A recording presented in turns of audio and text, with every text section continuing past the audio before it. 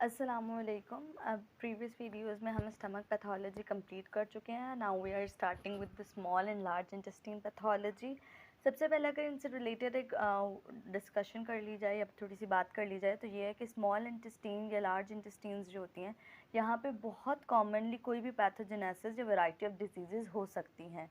और इनका सबसे एडवर्स इफेक्ट ये होता है कि ये हमारे पास absorption of the nutrient, waters, electrolytes, इन सब चीज़ों को बहुत अफेक्ट करती हैं। अब सबसे पहले हम बात करते हैं इंटेस्टाइनल ऑब्स्ट्रक्शंस। अब ये क्या है? It is the obstruction of the GIT, obstruction of the gastrointestinal tract may occur at the levels of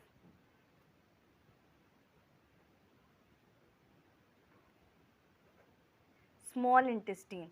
अब स्मॉल इंटेस्टीन के लेवल पे क्यों होगा? क्योंकि इसका नैरो ल्यूमेन होता है, इसका ल्यूमेन नैरो होता है। अच्छा, अब इसकी कॉजेज़ क्या क्या हैं? इसके कॉजेज़ में हमारे पास आ जाता है हर्निया, इंटेस्टाइनल एडहेशंस,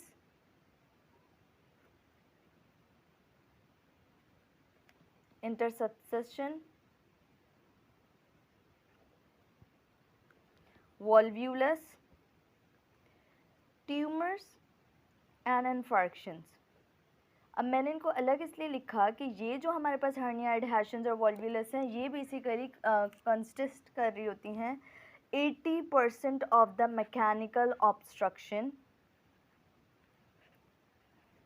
जबकि ट्यूमर्स और infarction 15% of the small intestine obstruction के लिए रिस्पॉन्सिबल हैं।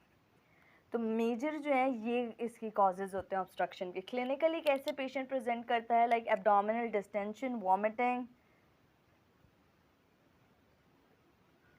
And constipation.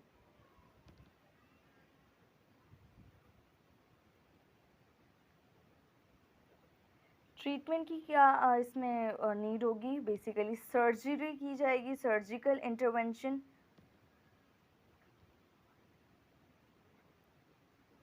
अब हम नेक्स्ट जो पढ़ेंगे वो इन सब कॉजेज़ की डिटेल से पढ़ेंगे। अब सबसे पहले बात कर लेते हैं हर्निया की। तो हर्निया क्या होती है? एनी वीकनेस और defect in the wall of peritoneal cavity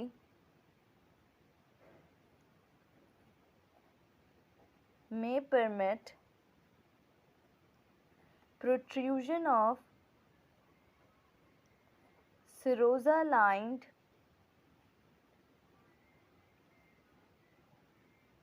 pouch of peritoneum called hernial sac। अब इसमें होता क्या है कि हमारे पास जो पेरिटोनियल कैविटी है उसके अराउंड एक इस तरीके से प्रोट्रूजन्स अपीयर हो जाती है। ये जो प्रोट्रूबरेंस होती है ये एक सेरोजा line pouch of peritoneum means ये एक हर्नियल सैक होता है, उसमें कोई ऑर्गन्स या जो भी है वो प्रोट्रूड आउट हो जाता है। अब इसकी बात करें तो इसको हमने दो में डिवाइड किया हुआ है, एक होता है एक्वायर्ड हर्निया और एक होता है इंग्वाइनल हर्निया। अब जो एक्वायर्ड हर्निया होते हैं ये हमारे पास एंटीरियरली अकर होते हैं, anteriorly via inguinal canal, femoral canal, umbilicus और surgical site, surgical scar site जो होती है वहाँ से। तो इसमें क्या होगा कि हमारे पास ये कंसर्न करेगा due to the visceral, it is concerned due to visceral peritoneum। जो हमारे पास एंटीरियर एब्डोमिनल वॉल है उसमें अम्बलाइकस, कोई सर्जिकल स्कार साइट है, या नीचे थोड़ा मूव करें तो इंग्वाइनल कैनाल और फेमोरल कैनाल है, वहाँ से कोई भी विज़रा प्रोट्रूड कर जाए या कोई भी प्रोट्रूजन है, आइदर वो हमारे पास ओमेंटम की है जो भी, तो वो हमारे पास एक्वायर्ड हर्निया में आ जाती है। अब इसके बारे में नेक्स्ट बात की जाए कि इंग्वाइनल हर्निया में क्या होता है। इंग्वाइनल हर्निया वो होता है जो कि हमारे पास इंग्वाइनल कैनाल को इंक्लूड कर रहा होगा। इसमें क्या होगा कि इसके पास नैरो ऑरिफिस होंगे एंड लार्ज सैक होगा, कि जो सैक होगा वो तो बड़ा होगा मगर ऑरिफिस उसका छोटा सा होगा, लाइक दिस। अच्छा, अब इसमें क्या क्या इंक्लूड हो जाता है? Small bowel loops,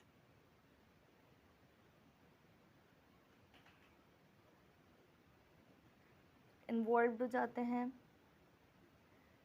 portion of large bowel omentum also protrude and इंटरैप्ट।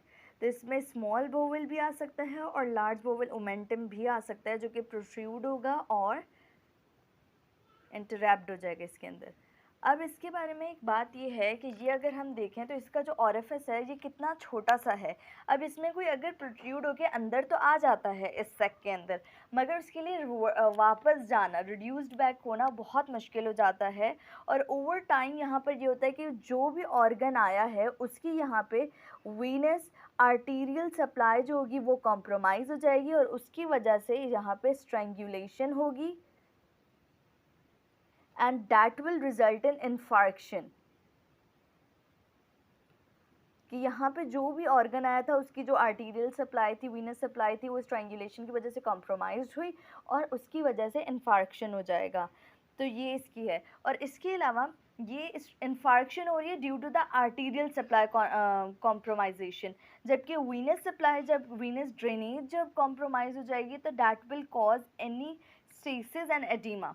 Arterial गई तो दैट इज कॉजिंग इन्फार्क्शन, जबकि वीनस जब जाएगी, वीनस ड्रेनेज नहीं होगी तो that will cause stasis and oedema. अब नेक्स्ट बात करते हैं एडहेशंस की। तो एडहेशंस कैसे होते हैं? एडहेशंस होते हैं कोई भी सर्जिकल प्रोसीजर हुआ है, इन्फेक्शन या कोई भी कॉज है जिसने पेरिटोनियल इन्फ्लेमेशन करवा दिया,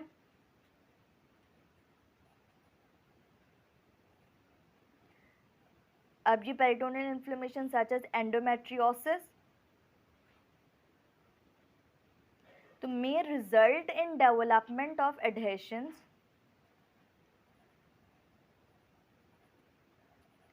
अब एडहेशन किसके बीच में होगी? जो हमारे पास सेगमेंट्स होते हैं स्मॉल इंटेस्टीन के, उनके बीच में adhesion of small intestine segments. तो वो वाली साइड जहाँ पे कोई सर्जिकल प्रोसीजर हुआ है वहाँ पे ये जो बोवल सेगमेंट्स है ये एक दूसरे से एडहेयर हो जाएंगे। नेक्स्ट बात करते हैं वॉल्व्यूलस।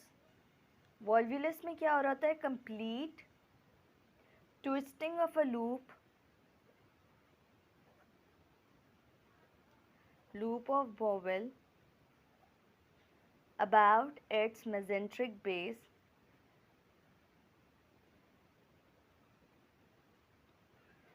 of attachment,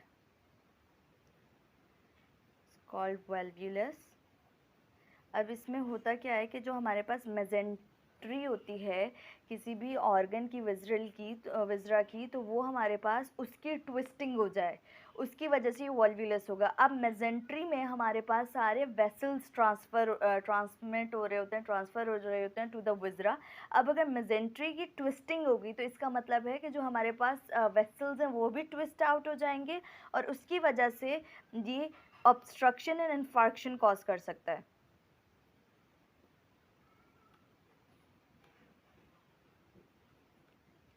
अब एक और बात बता दूं कि इसकी मेजर साइड कौन कौन सी है। इसकी मेजर साइड में आ जाता है सिग्मोइड कोलोन,